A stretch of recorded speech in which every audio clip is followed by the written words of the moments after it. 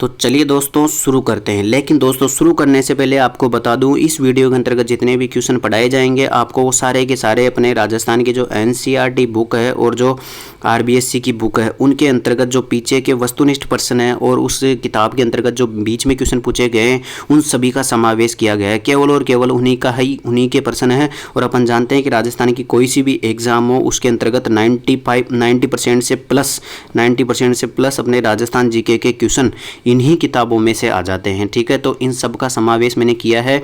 इस वीडियो के अंतर्गत भी यही पढ़ाऊंगा और पिछला जो वीडियो हुआ था 1-2 वीडियो हो चुके हैं उनको भी मैंने 1-2 चैप्टर करा दिए हैं। और इसके अलावा चैप्टर वाइज अपन चलते चलेंगे। इस सीईटी एग्जाम जो ग्रेजुएशन है उससे पहले मैं सारे वीडियो करवा दूंगा ताकि आपके जो 40% नंबर है वो सारे के सारे आपको इन राजस्थान जीके से ही क्लियर हो जाएंगे। ठीक है, और इसके अलावा 10+2 एग्जाम है, इसके बाद में स्टेनोग्राफर एग्जाम है और पशु परिचय एग्जाम है, और आने वाली जो पटवारी एग्जाम है, आरएस एग्जाम है, उन सब में ये वीडियो बहुत ज़्यादा इंपॉर्टेंट होने वाला है क्योंकि इसमें अपने जो राजस्थान के जो आरबीएससी और एनसीईआरटी के वो सारे के सारे क्वेश्चन शामिल है। ठीक है, तो इस वीडियो के अंतर्गत अपन सबसे पहले शुरू करते हैं कृषि और सिंचाई से संबंधित क्वेश्चन। ठीक है, तो कृषि और सिंचाई से संबंधित क्वेश्चन स्टार्ट करते हैं। पहला क्वेश्चन है, राजस्थान में सिंचाई के निम्नलिखित साधनों में से किससे सर्वाधिक सिंचाई की जाती है। देखो ये बहुत नॉर्मल क्वेश्चन है लेकिन गलती हो जाती है। कई लोग सोचते हैं कि यार नहरों से की जाती होगी, इसके बाद में कहीं सोचते हैं कुओं से की जाती होगी क्योंकि सबके एरिया में कहीं पर कुएं ज़्यादा है, कहीं पर नलकूप ज़्यादा है, कहीं पर तालाब ज़्यादा है, तो सब अपने अपने हिसाब से सोचते हैं।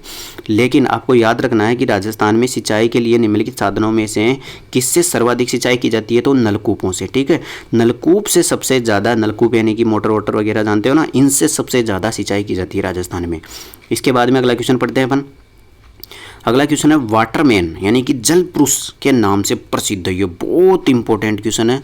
सबको टाइगरमैन पता है, बर्डमैन पता है, लेकिन किसी को वाटरमैन पता नहीं है। ठीक है, तो वाटरमैन याद रखना है। जल पुरुष के नाम से कौन प्रसिद्ध है? राजेंद्र सिंह। राजेंद्र सिंह को जल पुरुष या वाटरमैन के नाम से जाना जाता है। ठीक है, इसके बाद में क्वेश्चन नंबर, और इसके अलावा देखो टाइगरमैन किसको कहा जाता है? कैलाश आकला को।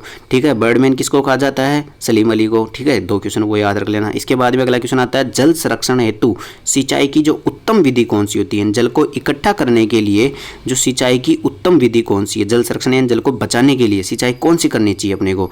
नहरों से करनी चाहिए, तालाब से करनी चाहिए, नलकूपों से करना चाहिए, बूंद बूंद सिंचाई प्रणाली से करनी चाहिए अपने को, ताकि ज़्यादा से ज़्यादा पानी का संरक्षण हो सके और ज़्यादा वेस्टेज नहीं होए। ठीक है, अगला क्वेश्चन है चौथा, राजस्थान का बाजरा, इसबगोल, सरसों, गवार, मोठ और जीरे के उत्पादन में देश में कौन सा स्थान है? लो भाई साहब, इसमें ये पूछ लिया कि राजस्थान का बाजरे में, इसबगोल में, सरसों में, गवार में, मोठ में, जीरे के उत्पादन में देश का कौन सा स्थान है? ठीक है, तो इन सब में देश का स्थान है पहला। आप तो ये देख लो, बाजरा जहाँ पे भी आ जाए ना तो राजस्थान का पहला स्थान कर दिया करो, सरसों जहाँ पर भी आ जाए ना तो राजस्थान का पहला स्थान कर दिया करो। ठीक है, तो इतना सा याद रख लो। तो पहला स्थान पूछ लिया। ठीक है, और एक और पूछा जाता है कि दूसरा, मूंगफली में राजस्थान का कौन सा स्थान है? मूंगफली में राजस्थान का कौन सा स्थान है? ये लगभग बहुत सारे एग्जामों में पूछा जा चुका है, तो ऐसे याद रखो भाई, मूंगफली में दाना दो, मूंगफली में दाना दो, यानी कि मूंगफली होती है उसमें 2 ही दाने होते हैं। ठीक है, तो दूसरा स्थान है राजस्थान का मूंगफली के उत्पादन में। ठीक है, अगला क्वेश्चन आता है, एशिया महाद्वीप का सबसे बड़ा कृषि फार्म कौन सा है? तो देखो अपने राजस्थान के अंतर्गत केवल और केवल 2 ही कृषि फार्म है। एक तो है सूरतगढ़ में और एक है कौन सा? जैतपुर में। दोनों के दोनों कौन से हैं? दोनों के दोनों श्रीगंगानगर में स्थित है, लेकिन अभी जो जैतपुर है वो अनूपगढ़ में आ चुका है। लेकिन जो सबसे बड़ा कृषि फार्म है वो सूरतगढ़ है। सबसे बड़ा कृषि फार्म है सूरतगढ़ है। और इसमें एक क्वेश्चन और पूछा है कि ये किसकी सहायता से स्थापित किया गया था? तो ये रूस की सहायता से स्थापित किया गया था। और दूसरा वाला जो कृषि फार्म था वो कनाडा की सहायता से स्थापित किया गया था। तो कुल मिलाकर के एशिया का सबसे बड़ा कृषि फार्म सूरतगढ़, किसकी सहायता से? रूस की सहायता से स्थापित किया गया है। ठीक है, इसके बाद में क्वेश्चन नंबर 6 क्या कहता है, मेवाड़ का प्रमुख भोजन निम्न में से कौन सा है? मेवाड़ का प्रमुख भोजन निम्न में से कौन सा है? देखो विशेष क्षेत्र का पूछ लिया इसने भाई, मेवाड़ में सबसे ज़्यादा कौन सा खाया जाता है? तो मक्का। ठीक है, मेवाड़ में से मक्का। ठीक है, मक्का सबसे ज़्यादा मेवाड़ क्षेत्र में खाई जाती है। इसके बाद में अगला क्वेश्चन है, कपास, गन्ना, तंबाकू, तिलहन आदि किस प्रकार की फसलें हैं? बताओ भाई। तंबाकू हो गया, गन्ना हो गया, कपास हो गया। देखो गन्ने से व्यापार चलता है, जूस निकालते हैं अपन, और इसके अलावा उद्योगों में काम आता है, चीनी उद्योग में। कपास अपने किस में काम आती है? समझ गए। इसके बाद में तंबाकू काम आती है, तंबाकू भी व्यापार करने के लिए। तो कुल मिलाकर के सारी की सारी देखो तिलहन फसलें तो नहीं है, सारी दलहन फसलें भी नहीं है, खाद्यान्न फसलें भी नहीं है, तो ये सभी की सभी व्यापारिक फसलें हैं, ठीक है। अफीम तंबाकू कहीं पे पाया जाए तो ये व्यापारिक फसलें होती है, ठीक है। तो ये तो क्वेश्चन हो गए अपने इस चैप्टर के, कौन से चैप्टर के, कृषि और सिंचाई से संबंधित, ठीक है। इससे अब ये तो है एक क्लास के अंतर्गत, यानी कि ये लगभग 7वीं 8वीं में पूछा गया है, ठीक है। इसके बाद में जो 9वीं 10वीं में इस चैप्टर से रिलेटेड क्या क्या क्वेश्चन पूछे गए हैं वो भी अब आने वाली वीडियो के अंतर्गत सबके सब आ जाएंगे। मैं क्या एक एक किताब के चैप्टर लेके चल रहा हूँ, ठीक है। तो उन सबको क्लियर करते जाना। इससे पहले देखो पिछली क्लास में अपन ने खनन और ऊर्जा क्षेत्र देना, उनसे संबंधित अपन ने 10 क्वेश्चन तो कर लिए थे, ये 5 क्वेश्चन रह गए थे, उनके भी बात कर लेते हैं एक बार फटाफट से, ठीक है। ये 5 क्वेश्चन वैसे भी सबसे इंपॉर्टेंट होने वाले हैं, जिसने पुराना वीडियो नहीं देखा वो भी देख लो और साथ में ये 5 क्वेश्चन करके चल जाओ, ठीक है। 10 तो वहाँ फिर कर लेना फिर। इसके बाद में देखो 11वां क्वेश्चन था, किस स्थान पर कोयले पर आधारित ताप विद्युत संयंत्र स्थित है। तो कोयले पर आधारित ताप विद्युत संयंत्र कहाँ पर स्थित है ये बताओ भाई। तो ये स्थित कहाँ पर है, ये स्थित है छबड़ा 12 में। कौन सा, कोयले पर आधारित ताप विद्युत संयंत्र, ठीक है, छबड़ा 12 में। अब देखो क्वेश्चन पूछना चाहिए था इसको, critical super thermal power station कहाँ पर है, तो छबड़ा 12, और भी अच्छा क्वेश्चन बनता। इसके बाद में अगला क्वेश्चन है 12वां, किस बेसिन में खनिज तेल पाया जाता है। तो राजस्थान में 4 बेसिन है जहाँ पर खनिज तेल पाया जाता है। देखो जैसलमेर बेसिन भी है, बाड़मेर साचौर बेसिन है एक, बीकानेर नागौर बेसिन है, और इसके अलावा एक हाड़ौती बेसिन है, ठीक है। 4 बेसिन है। तो कुल मिलाकर इसने पूछा कौन सा बेसिन है, तो चारों ही बेसिन है। तो इसमें आ जाएगा इन सभी बेसिनों में खनिज तेल पाया जाता है, ठीक है। ये भी इंपॉर्टेंट है, याद करके जाना। इसके बाद में अगला क्वेश्चन है, घोटारू और कमलीताल, तनोट, मनिहारी, टिब्बा, रामगढ़, राजेश्वरी, डाडेवाला। देखो ये सब के सब जैसलमेर जिले में। कौन से जिले में, जैसलमेर जिले में। कौन से जिले में है, जैसलमेर जिले में, ठीक है। और इन सब जगह पर, यानी कि स्थानों के नाम है ये, इन सब जगह पर कौन सा पाया जाता है, प्राकृतिक गैस संयंत्र है। ये सारे के सारे कौन से हैं, प्राकृतिक गैस के संयंत्र है ये। घोटारू बहुत बार एग्जाम में पूछा हो, घोटारू कहाँ पर है, तो जैसलमेर में, ठीक है, जैसलमेर में। इसके अलावा अपने को पता है रामगढ़ भी बहुत चर्चा में, तभी आगे भी क्वेश्चन आ जाएगा इसका। इसके बाद में अगला क्वेश्चन आता है 14। देखो सादेवाला जैसलमेर, बागेवाला बीकानेर, ऐश्वर्या मंगला बाड़मेर का संबंध किससे है। देखो कभी भी मंगला आ जाए, चाहे ऐश्वर्या आ जाए, चाहे भाग्यम आ जाए, ये सभी के सभी तेल के कुएं हैं, ठीक है। तो इन सब का संबंध किससे हो जाएगा, खनिज तेल से हो जाएगा, ठीक है। अब 2 इंपॉर्टेंट देखो यहाँ पर, अब देखो एग्जाम में अभी तक ये दोनों नहीं पूछे हुए, बागेवाला बीकानेर और सादेवाला जैसलमेर, इनको भी पूछेगा।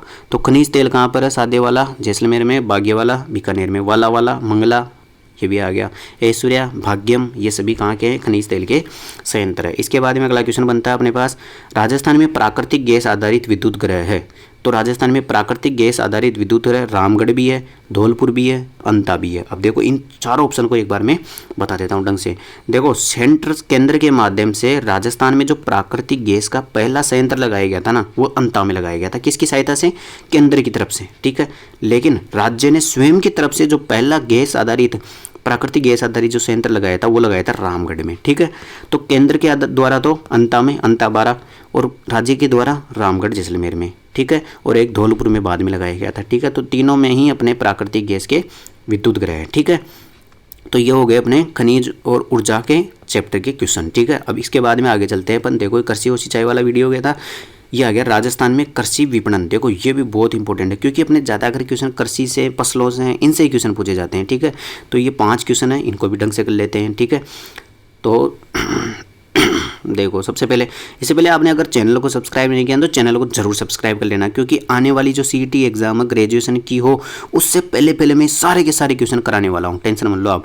जितने भी एनसीईआरटी और आरबीसी के क्वेश्चन है वो सारे के सारे मैं आपको इस चैनल पर मिल जाएंगे। तो चैनल को सब्सक्राइब कर लो, वीडियो को लाइक कर दो और बेल आइकन को जरूर दबा देना, ताकि जैसे वीडियो आ जाए आपको पता चल जाए। आने वाली फिर जो सीईटी 10+2 एग्जाम है उसमें भी काम कर रहेगा, इसके अलावा स्टेनोग्राफर में काम करेगा, पशु परीक्षण में काम करेगा, आरएस में भी काम करेगा, पटवार एग्जाम में काम करेगा, लेब असिस्टेंट में काम करेगा। सभी में ये वीडियो बहुत ज़्यादा इंपॉर्टेंट होने वाला है। जहाँ पर भी राजस्थान जी के आती है वहाँ पर इस वीडियो को पढ़ के चल जाना। आपके 95% जो राजस्थान के क्वेश्चन है वो सही होने से कोई नहीं बचा सकता, ठीक है। तो अब पहला क्वेश्चन पढ़ते हैं अपन, राज्य की जोधपुर मंडी प्रसिद्ध किसके लिए है। तो राजस्थान की जो जोधपुर मंडी है वो किस चीज़ के लिए प्रसिद्ध है, ठीक है। तो राजस्थान की जो जोधपुर मंडी है वो जीरा के लिए प्रसिद्ध है, ठीक है। तो जैसे जीरा जैसे जोधपुर मंडी, इतना सा तो याद ही रख सकते हो आप भाई, जैसे जीरा जैसे जोधपुर मंडी। तो जोधपुर में सबसे ज़्यादा जीरे के लिए प्रसिद्ध है जोधपुर मंडी। इसके बाद में अगला क्वेश्चन है, राजस्थान राज्य कृषि विपणन बोर्ड की स्थापना। देखो ये क्वेश्चन आ जाए ना तो राजस्थान के, ये मान लो कि 80% बच्चे तो यहीं पर बाहर हो जाएंगे, ठीक है, इस क्वेश्चन में। क्योंकि ये याद ही नहीं होता किसी को। तो राजस्थान का राज्य अपने को कुछ कुछ याद करने हैं जो अपने एग्जाम में मतलब आरबीएससी और एनसीईआरटी की किताबों में दे रखे हैं, ताकि ज़्यादा ज्ञानी नहीं बनना अपने को। तो राज्य कृषि विपणन बोर्ड की स्थापना कब हुई थी? राज्य कृषि विपणन बोर्ड की स्थापना कब हुई थी? तो कृषि विपणन बोर्ड की स्थापना हुई थी 1974 में। कब हुई थी? 1974 में। याद थोड़ा सा, देखो इतना तो कोई ट्रिक नहीं है, लेकिन याद इतना सा रख लो भाई। मेन देखो कृषि से और भी बोर्ड बने होंगे, बोर्ड सब बोर्ड होते हैं, लेकिन ये विपणन शब्द है ना, ये याद रख लो आप। तो विपणन में कितने अक्षर है? 4 अक्षर है, तो ऐसे याद रख लो भाई, 4 है तो ये 4 रहा, ठीक है, 74, ठीक है, इतना सा याद रख लो, वहाँ पे हिंट चाहिए अपने को, ठीक है। तो कृषि विपणन बोर्ड की स्थापना कब की गई थी? 1974 में। विपणन में 4 अक्षर तो 74, ठीक है, समझ में आ गया। इसके बाद में आगे चलते हैं अपन। राज्य की कोटा मंडी प्रसिद्ध किसके लिए है? बताओ भाई। कोटा मंडी, देखो जोधपुर मंडी का पूछ लिया, इसके बाद में कोटा मंडी का पूछ लिया। तो कोटा मंडी किसके लिए है? राजस्थान की जो कोटा मंडी है वो धनिया के लिए प्रसिद्ध है। वैसे भी आपको एक ध्यान रखना है कि मसाला के लिए भी प्रसिद्ध है कोटा मंडी, ठीक है। तो धनिया भी मसाले में आता है, ठीक है, तो ये भी याद रख लेना। इसके बाद में आगे चलते हैं अपन। पीडीएस का पूरा नाम बताओ भाई। अब लो, इसमें भी राजस्थान के मान लो, इसमें तो 95% बच्चे बाहर हो जाएंगे, और ये अपने राजस्थान की जो 7वीं क्लास का क्वेश्चन है यार, उसमें पीछे दे रखा है, ठीक है। तो पीडीएस का पूरा नाम बताना अपने को। पीडीएस का पूरा नाम बताओ, ठीक है। तो पीडीएस का पूरा नाम है सार्वजनिक वितरण प्रणाली, ठीक है, सार्वजनिक वितरण प्रणाली, यानी कि पब्लिक डिस्ट्रीब्यूशन सिस्टम, ठीक है। तो पीडीएस का पूरा नाम याद हो गया, सार्वजनिक वितरण प्रणाली। इसके बाद में आगे बढ़ते हैं अपन।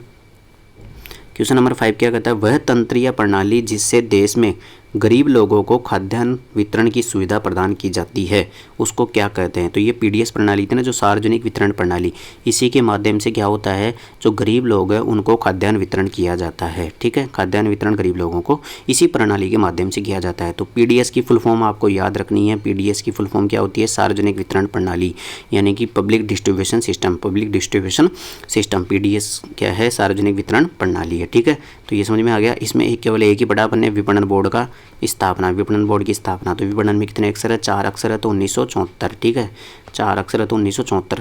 आपको तो थोड़ा बहुत क्लिक कर जाए बस, उतने में से काम हो जाएगा, ठीक है। अब अगले वीडियो के अंतर्गत अपन कौन से पढ़ेंगे? राजस्थान में व्यापार से संबंधित भाई कृष्णा मिल है, ये भी बच्चों के क्वेश्चन होते हैं, क्योंकि उद्योग वाला चैप्टर किसी को पढ़ा नहीं जाता।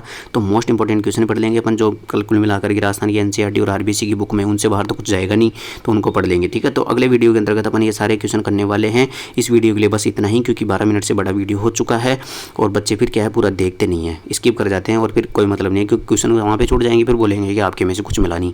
तो वीडियो को पहली बात तो पूरा देखा करो। इसके बाद में अब वीडियो पसंद आया तो लाइक कर दो, चैनल को सबसे पहले तो सब्सक्राइब सबसे पहले कर दो, क्योंकि सारे के सारे एक जो अपने आरबीएससी और एनसीईआरटी की बुक में जितने भी क्वेश्चन है वो सारे के सारे मैं इस एनसीईआरटी जो सीईटी ग्रेजुएशन वाला पेपर है उससे पहले ही करवा दूंगा, ताकि आपके सीईटी ग्रेजुएशन में काम आ जाएगा, 10+2 में भी काम आ जाएगा, इसके अलावा पशु परीक्षण में भी काम आ जाएगा, स्टेनोग्राफर में काम आ जाएगा, आरएस में आ जाएगा। बार बार इसलिए बता रहा हूँ क्योंकि राजस्थान के जितने भी एग्जाम हो, जहाँ पर भी राजस्थान जीके पूछी जाती है, राजस्थान जीके के 95% प्लस क्वेश्चन अपने एनसीईआरटी और आरबीएससी के पिछले जो वस्तुनिष्ठ प्रश्न होते हैं उन्हीं से पूछे जाते हैं। तो इस वीडियो के अंतर्गत मैंने यही चीज़ें बताई है। अब अगले वीडियो के अंतर्गत मैं 2 से 4 चैप्टर और करूँगा, थोड़ा बड़ा वीडियो बनाऊँगा ताकि ज़्यादा से ज़्यादा चैप्टर क्लियर हो सके, ठीक है। तो अगले वीडियो में जाने के लिए आपको सबसे पहले चैनल को सब्सक्राइब कर लेना है, और इसके अलावा बेल आइकन को दबा देना है, और लोगों के पास शेयर कर देना है, ताकि ज़्यादा से ज़्यादा भला हो, ठीक है। तो आज के लिए इतना ही, थैंक यू। और पिछले वीडियो नहीं देखा तो आप चैनल पर जा करके तुरंत पहले पिछले 2 या 3 वीडियो मैंने बना दिए हैं, उनको जाके देख लो, ताकि पीछे मत रहना, कोई भी क्वेश्चन छूटना नहीं चाहिए, ठीक है। तो इसके लिए चैनल को सब्सक्राइब कर दो, और ओके, थैंक यू।